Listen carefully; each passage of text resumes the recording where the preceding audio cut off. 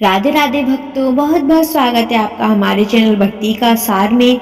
तो आज हम सुनने जा रहे हैं जया एकादशी की व्रत कथा।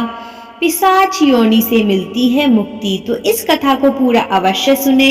जया एकादशी के दिन इस कथा को सुनने का बहुत ही महत्व है। तो आइए ये कथा को हम शुरू करते हैं। इस साल माघ मास के शुक्ल पक्ष की एकादशी का व्रत 8 फरवरी को रखा जाएगा। इसे जया एकादशी कहते हैं। इस व्रत को रखने से पिशाच योनि से मुक्ति मिलती है। इसकी कथा शुरू करते हैं। युधिष्ठिर ने भगवान कृष्ण से पूछा कि भगवान आप कृपा करके बताइए कि माघ मास की शुक्ल पक्ष की एकादशी को कौन सी एकादशी आती है, उसकी विधि क्या है, उसमें किस देवता का पूजन किया जाता है। भगवान श्री कृष्ण बोले, राजेंद्र, माघ मास के शुक्ल पक्ष में जो एकादशी आती है उसका नाम जया एकादशी है। यह सभी पापों को हरने वाली उत्तम तिथि है। इस दिन अच्छे से व्रत करने से पापों का नाश होता है और यह एकादशी मनुष्य को मोक्ष प्रदान करती है। इस व्रत को करने से मनुष्य को सभी प्रेत योनियों में नहीं जाना पड़ता। इसकी कथा मैं आपको सुनाती हूँ। स्वर्गलोक में देवराज इंद्र राज्य करते थे। देवगण परिजात वृक्षों से युक्त नंदवन में अप्सराओं के साथ विहार कर रहे थे। 50 करोड़ गंधर्वों के नायक देवराज ने इच्छानुसार वन में विहार करते हुए बड़े खुशी से नृत्य का आयोजन किया। गंधर्व उससे गान कर रहे थे, जिसमें पुष्पदत्त, चित्रसेन और उनका पुत्र 3 लोग प्रधान थे। चित्रसेन की स्त्री का नाम मालिनी था। मालिनी ने एक कन्या पैदा हुई थी जो पुष्पवती के नाम से प्रसिद्ध थी। पुष्पदंत गंधर्व का एक पुत्र था जिसको लोग माल्यवान कहते थे। माल्यवान पुष्पवती के रूप पर अत्यंत मोहित था। ये दोनों भी इंद्र के संतोषार्थ नृत्य करने के लिए आए थे। इन दोनों का गान हो रहा था। इसके साथ अप्सराएं भी थीं। अनुराग के कारण दोनों मोह के वशीभूत हो गए। चित्र में भ्रांति आ गई, इसीलिए वे शुद्ध गान ना गा सके। कभी ताल भंग हो जाती थी तो कभी गीत बंद हो जाता था। इंद्र ने इस प्रदाम पर विचार किया और इसे अपना अपमान समझकर वे कुपित हो गए। इस प्रकार इन दोनों को श्राप देते हुए वे बोले, ओ मूर्खों, तुम दोनों पर धिक्कार है। तुम लोग पतित और मेरी आज्ञा भंग करने वाले हो, इसीलिए पति पत्नी के रूप में रहते हुए पिशाच हो जाओ। इंद्र के इस प्रकार श्राप देने पर इन दोनों ने मन में बड़ा ही दुख हुआ। वे हिमालय पर्वत पर चले गए और पिशाचिनियों को पाकर भयंकर दुख भोगने लगे। शारीरिक पाताल से उत्पन्न ताप से पीड़ित होकर दोनों ही पर्वत की कंदराओं से विचरण करते थे।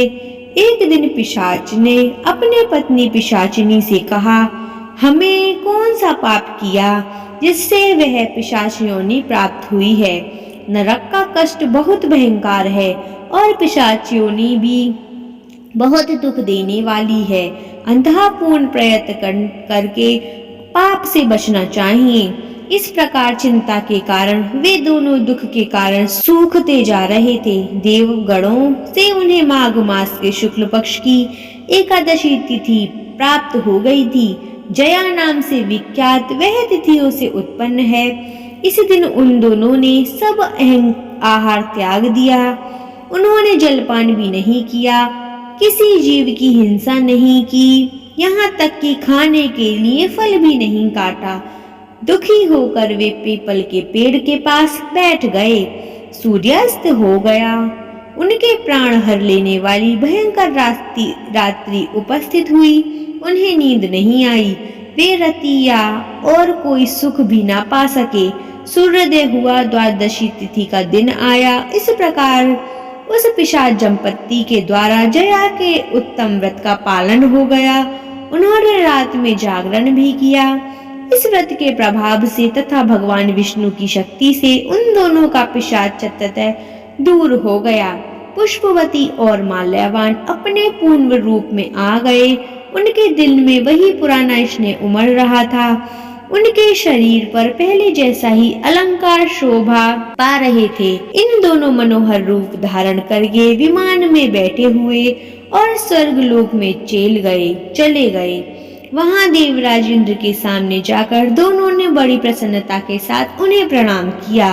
उन्हें उस रूप में देखकर इंद्र को बड़ा आश्चर्य हुआ। उन्होंने पूछा, बताओ किस पुण्य के प्रताप से तुम दोनों को पिशाचतः दूर हुआ है? तुम मेरे श्राप को प्राप्त हो चुके थे, फिर किस देवता ने तुम्हें इससे छुटकारा दिलाया? माल्यवान बोला, स्वामिन, भगवान वासुदेव की कृपा और जया एकादशी के व्रत के प्रभाव से हम पिशाच योनि से मुक्त हुए। भगवान श्री कृष्ण कहते हैं कि राजन, इस प्रकार एकादशी का व्रत करना चाहिए। नृपश्रेष्ठ, जया एकादशी ब्रह्मात्मा का भी पाप दूर करने वाली है। जिसने जया एकादशी का व्रत कर लिया, उन्हें सभी प्रकार के दान दे दिए और सभी प्रकार के यज्ञों का अनुष्ठान कर लिया। इस महात्म्य के पढ़ने और सुनने से अग्निदोष यज्ञ फल मिलता है। तो यहीं पे हमारी जया एकादशी की जो कथा है वो संपूर्ण होती है। आशा है भक्तों, यह कथा आपको समझ में आई होगी और आपने ध्यान पूर्वक सुनी होगी। इससे आपने जान ही लिया कि आपको क्या क्या लाभ हो सकते हैं। तो जया एकादशी का व्रत आप अवश्य करें। जया एकादशी की व्रत की विधि, सही समय, पारण करने का सही समय और शुभ मुहूर्त, सारी चीज़ें हमने अपने चैनल पर अपलोड की हुई है। आप उस वीडियो को देखना बिल्कुल भी ना भूलें।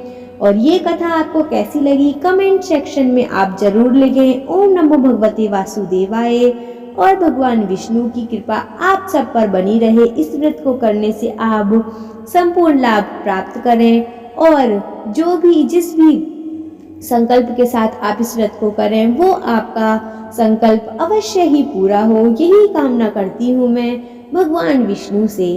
तो राधे राधे भक्तों, ओम नमो भगवते वासुदेवाय। तो आपका दिन मंगलमय और शुभ हो।